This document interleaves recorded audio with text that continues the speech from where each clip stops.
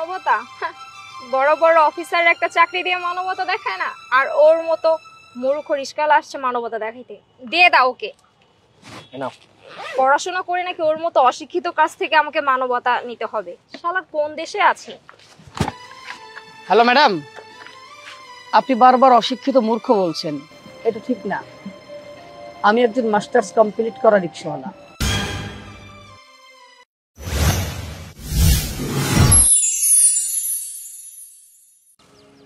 এই ইন্টারভিউটা যদি না টিকাতে পারো তাহলে প্রেম প্রীতি সব শেষ। কেন? প্রেম প্রীতি কি সব চাকরির মধ্যে?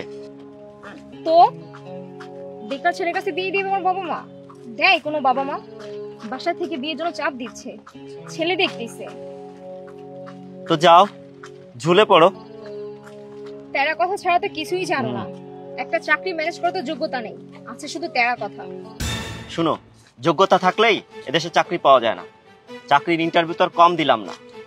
কোথাও ঘুষ, কোথাও মামা খালুর তদবির, ওগুলো কোনোটাই আমার নেই। যাও এবার মাথাটা ঠান্ডা করে ইন্টারভিউটা দিয়ে আসো। এই মামা দাঁড়াও দাঁড়াও, আমি এখানেই নেমে যাব। ঠিক আছে, আমিও নেমে যাব। তুমি নামবা মানে? ইন্টারভিউ দিতে যাবো না? হ্যাঁ যাব, হেঁটে যাব, আমার কাছে টাকা নাই।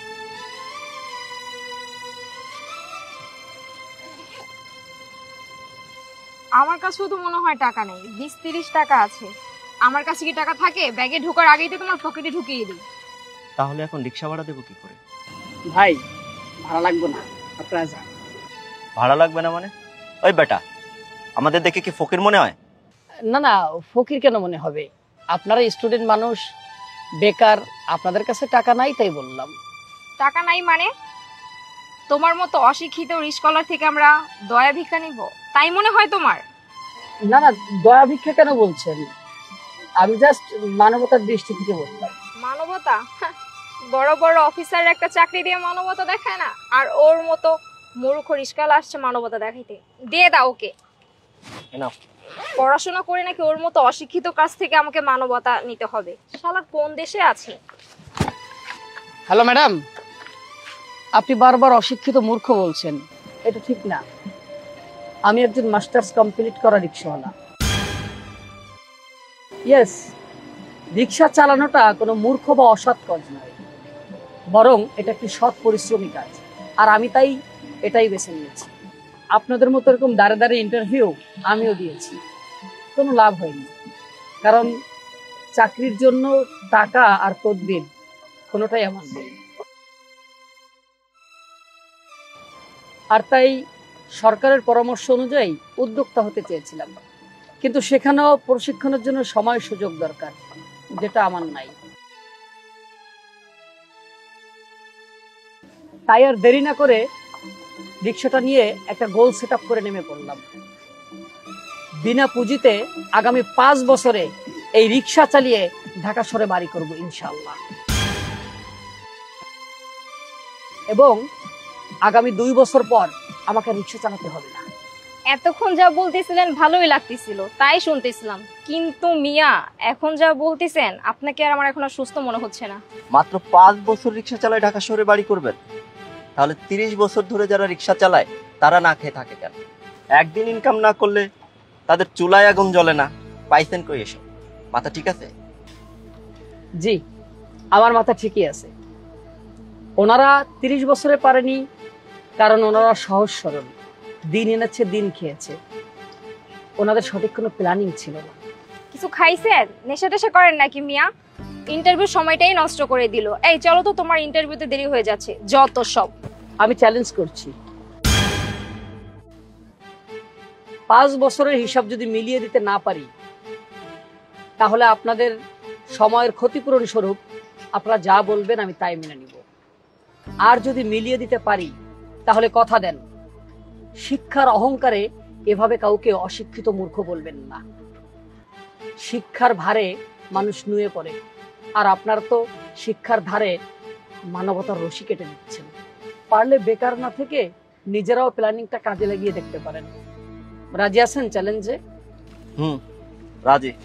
নিজেরা করব কিনা সেটা পরের কথা, আগে হিসাবটা তো মিলান। ওই তুমি কি পাগল হইছো? বেহুদা সময় নষ্ট। চলো। দাঁড়াও, সময় যেহেতু নষ্ট হলো, হিসাবটা একটু মিলাই যাব না? দেখি উনি কোন গণিতের ছাত্র, মেলান আপনার হিসাব। দেখি মিলান, যদি আজকে হিসাব না মিলাতে পারেন আপনার কপালে খুব খারাপই আছে। প্লিজ আমাকে একটু হেল্প করবেন, আপনাদের মোবাইলের ক্যালকুলেটর একটু বের করবেন প্লিজ।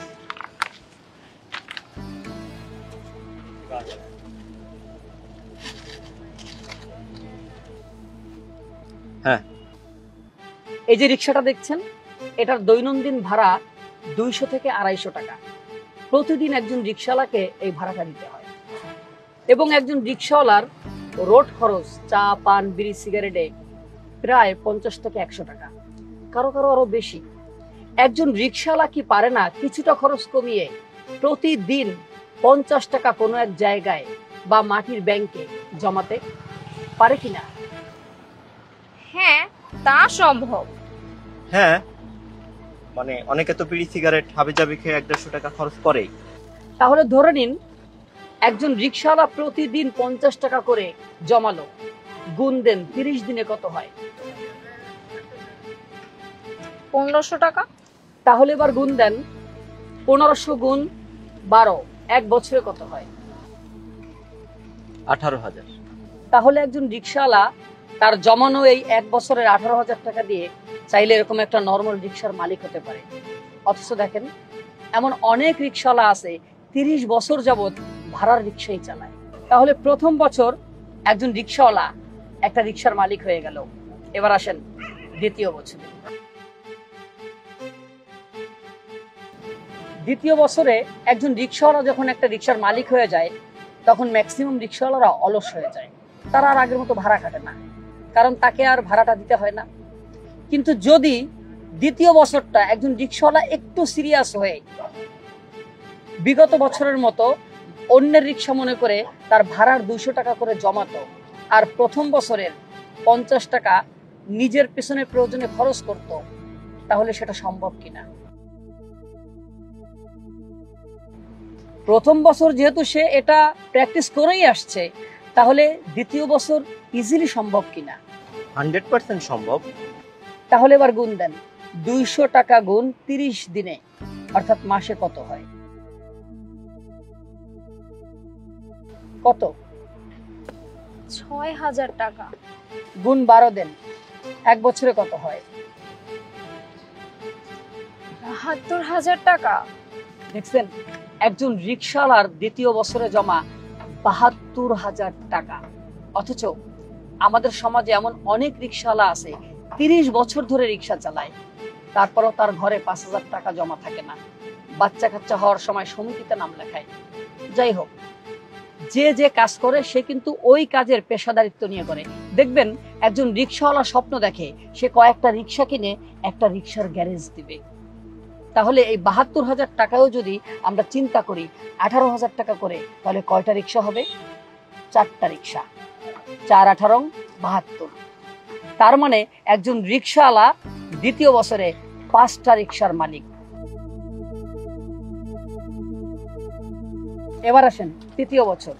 আমি বলেছিলাম তৃতীয় বছর থেকে আমি আর কোনোদিন রিক্সা চালাবো না। তৃতীয় বছরে একজন রিক্সাওয়ালার আর রিক্সা চালাতে হবে না, সে তার 5টা রিক্সা ভাড়া দিয়ে প্রতিদিন 200 টাকা করে পাবে 1000 টাকা। তার মানে মাসে 30,000 টাকা। গুণ দেন বছরে কত হয়? 3,60,000 টাকা। দেখছেন, একজন রিক্সাওয়ালার বাৎসরিক ইনকাম 3,60,000 টাকা। এখানেই শেষ নয়, এখনো 2 বছর বাকি। যেহেতু সে পেশাদারিত্ব নিয়ে কাজ করবে, সেহেতু সে তার ব্যবসাটাকে, গ্যারেজটাকে আরো বড় করবে। 3,60,000 টাকা দিয়ে সে আরো 20টি রিক্সা কিনবে 18,000 টাকা করে। তার মানে সে সর্বমোট তৃতীয় বছরে হবে 25টা রিক্সার মালিক। চলুন এবার চতুর্থ বছর। একজন রিক্সাওয়ালা তার 25টা রিক্সা থেকে 200 টাকা করে প্রতিদিন পাবে 5,000 টাকা। গুণ দেন 30 দিনে কত হয়? 1.5 লাখ টাকা। গুণ 1 বছর, 12 মাস দেন। 18 লাখ টাকা।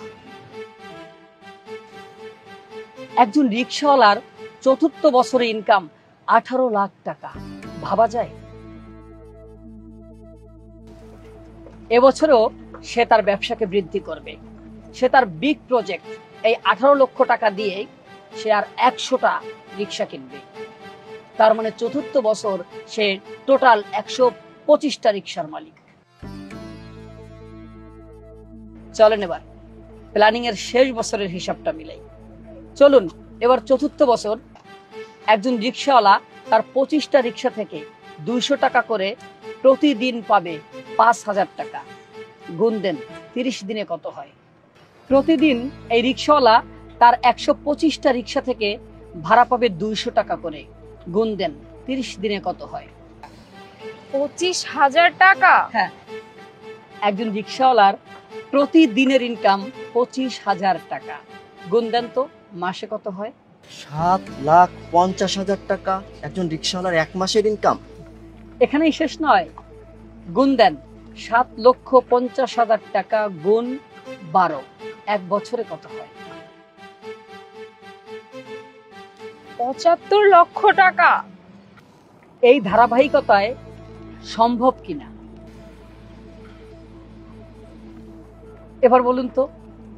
5 বছরে একজন রিক্সাওয়ালার মাসিক ইনকাম 7,50,000 টাকা, বছরে 75 লক্ষ টাকা।